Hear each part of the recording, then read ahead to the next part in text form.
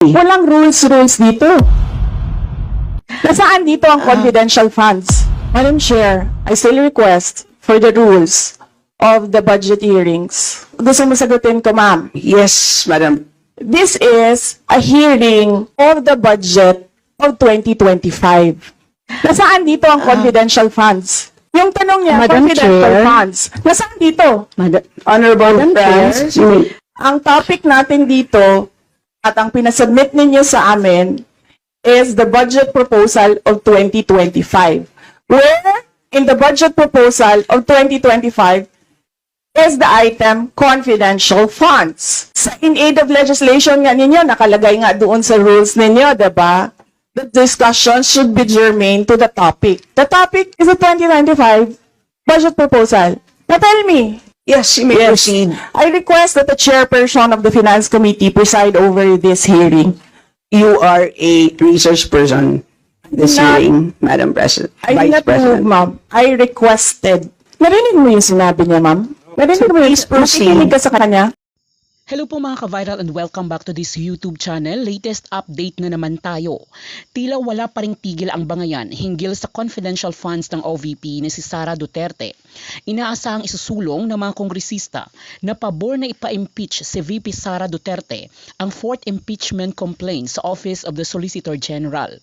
Ang kampo naman ni VP Sara ay may nakahanda na ring plano sakaling maaaprobahan ang impeachment complaint, subalit bago pa ito matutuloy ay dadaan muna ito sa Senado para reviewin kung aprobahan ba nila ito o hindi. Ayon kay VP Sara ay wala siyang nilustay na pera ng confidential funds dahil ipinaglaan ito sa tamang gastusin. Nasa likod di umano niya ang COA or Commission on Audit na cleared ang lahat ng mga documents na kanilang ipinasa. Dagdag pa niya ay nakakapagod na di umano ang galit at pamimersonal ng mga kongresista at mga politiko na kritiko at hinihila siya pababa. Kaya di umano wala siyang balak sagutin ang lahat ng mga aligasyon nila sa kanya sa Kongreso dahil hindi di umano ito tamang lugar upang doon pag-usapan ng confidential funds ng OVP. Sa ngayon ay nakahanda na di umano ang mga taga-suporta ng OVP kabilang na ang sektang INC or Iglesia ni Cristo para sa kaganaping peace rally upang magpakita ng pagsuporta kay VP Sara Duterte.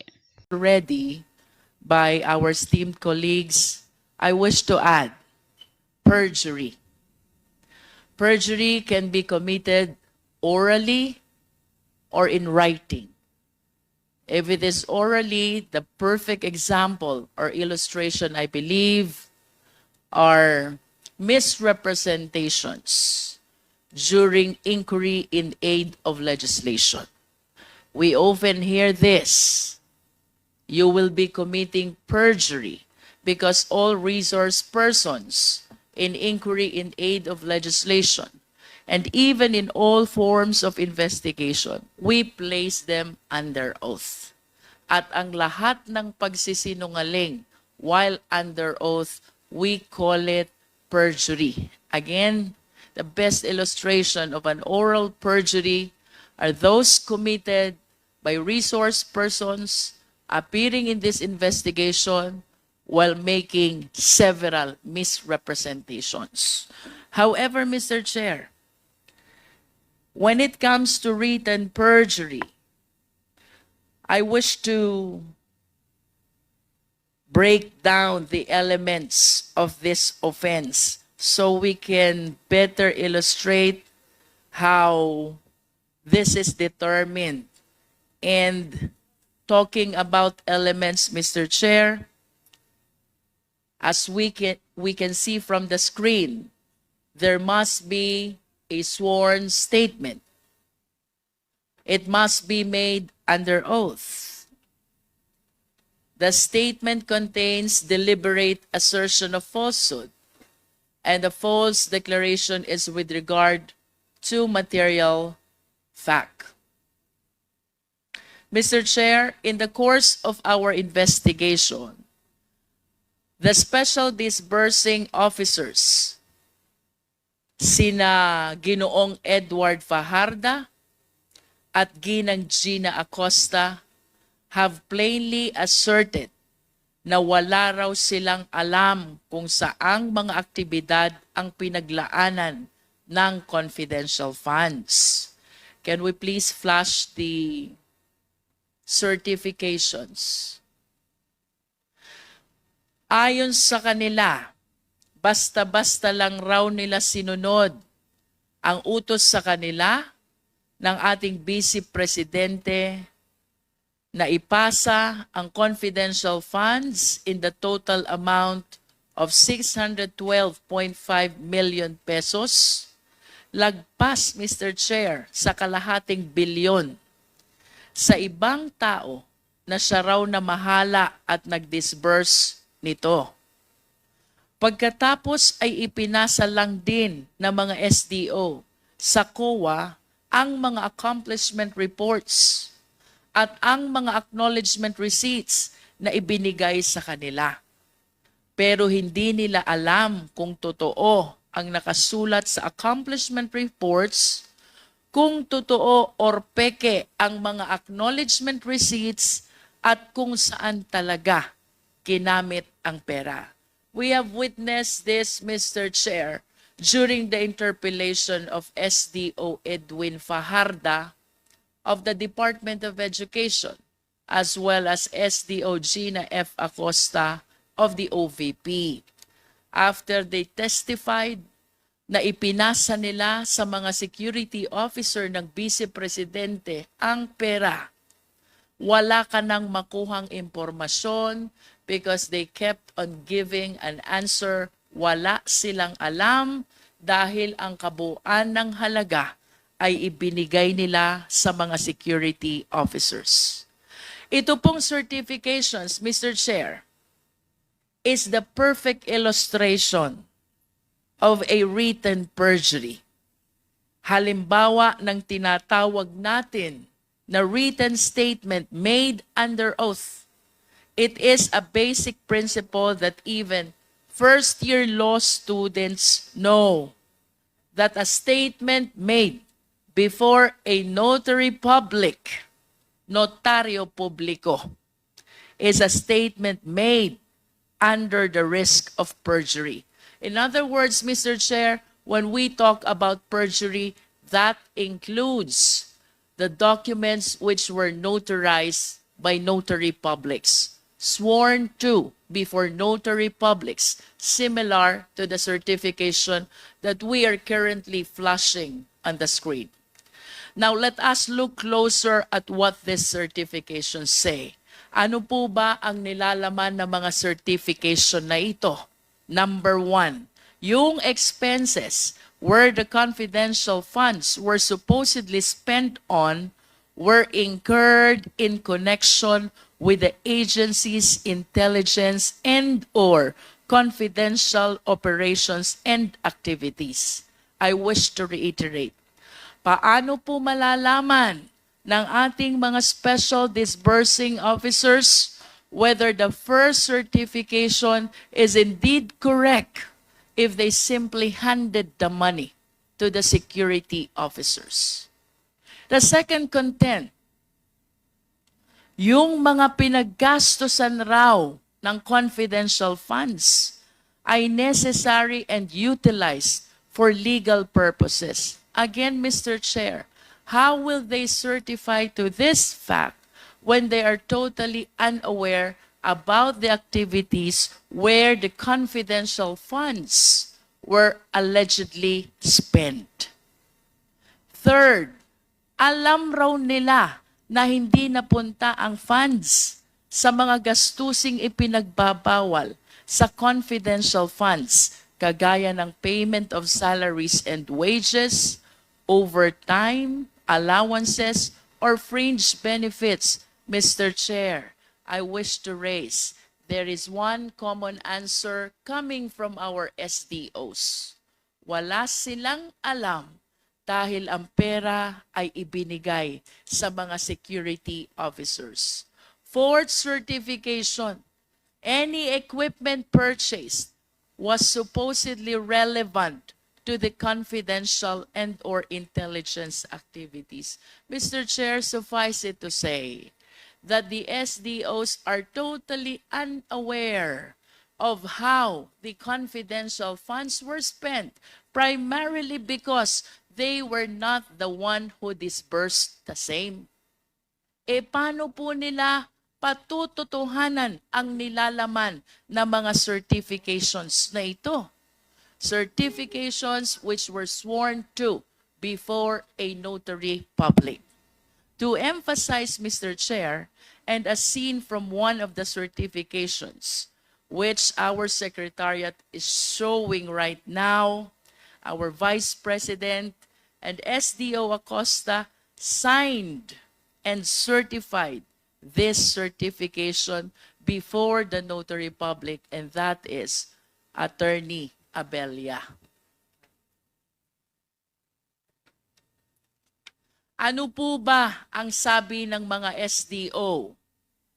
We all learned from the hearing on November 25 that while SDO Acosta did encash the check, according to her, wala po siyang alam kung saan napunta yung confidential funds kasi po ito ay turn over sa VP SPG.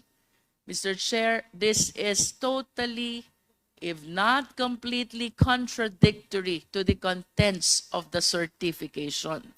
It's the exact same story for Mr. Fajarda of DepEd, Mr. Chair.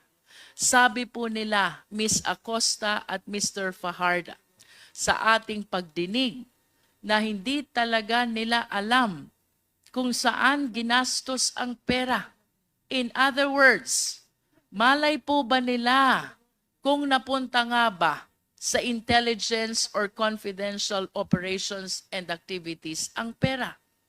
Malay po ba nila kung totoo yung mga pinagsasasabi na accomplishment report, liquidation report, and most importantly, certification? But they signed it, Mr. Chair. They signed them under oath. This means, Mr. Chair, that Ms. Acosta and Mr. Fajarda did not only violate the joint circular, they also lied under oath dito sa kanilang certification.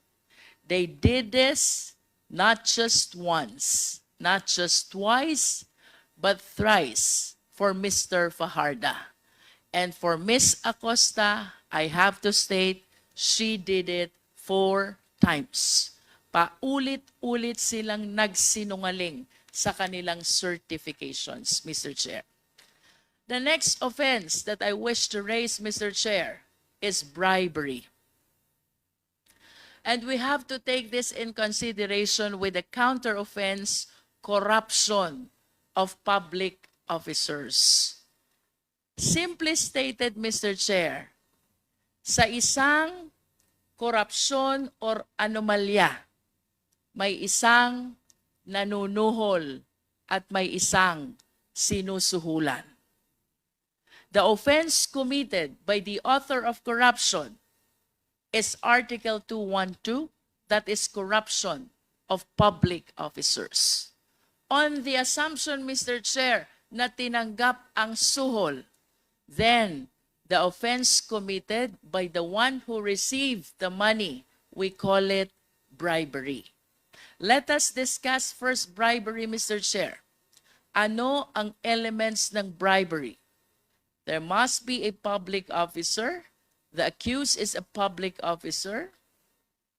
He received directly or through another some gift or present. The receipt was in consideration of his commission of some crime, and that relates to the exercise of his function as a public officer. Of course, kailangang ma-mention ang mga krimen ng mga nagsuhol at mga nagpasuhol. Ito po ang mga elements ng bribery. Malamang lahat ng mga tao na naimbestigahan natin ay public officials who receive amounts of not just any money, but possibly of confidential funds as well. Corruption of public officers. Siyempre, kung may mga tumatanggap ng suhol, may mga nagsusuhol. Sila naman po ay magiging liable sa krimen ng corruption of public officers. Again, Mr. Chair, for clarity, ang nanuhol ay liable sa corruption of public officers. Ang tumanggap ng suhol, they are liable for bribery. Ibig sabihin, may isang special krimen para sa nagsusuhol ng mga public officials.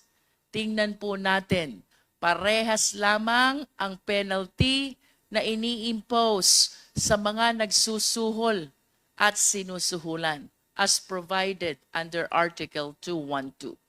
Except, of course, disqualification and suspension, because these two penalties apparently apply only to public officials.